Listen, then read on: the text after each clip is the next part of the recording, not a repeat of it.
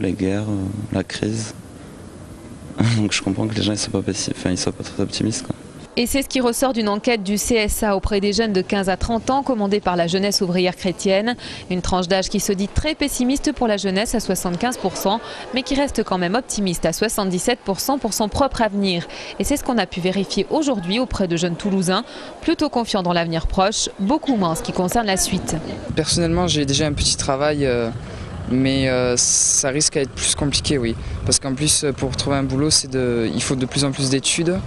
Et ça peut être dur. Ouais. Quand on voit aujourd'hui qu'il y a des gens qui sont au chômage avec un bac plus 5, ça donne pas envie de faire des études. Je crois en moi et puis en mes projets et voilà. Je ne me fais pas de soucis pour mon avenir, mais par contre je connais plein de copains qui se font beaucoup de soucis, eux. Pas forcément confiant, mais au moins on garde l'espoir.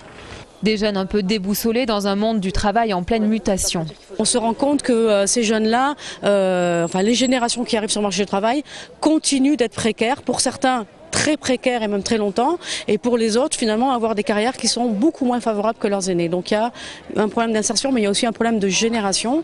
Et je pense qu'en fait, les jeunes portent une transformation générale du marché du travail. Dans cette enquête, on apprend aussi que les jeunes du Grand Sud sont plus optimistes que la moyenne concernant leur propre avenir, à 81% en Midi-Pyrénées. En revanche, plus de la moitié des jeunes n'ont pas d'idée précise de leur vie professionnelle dans 5 ans.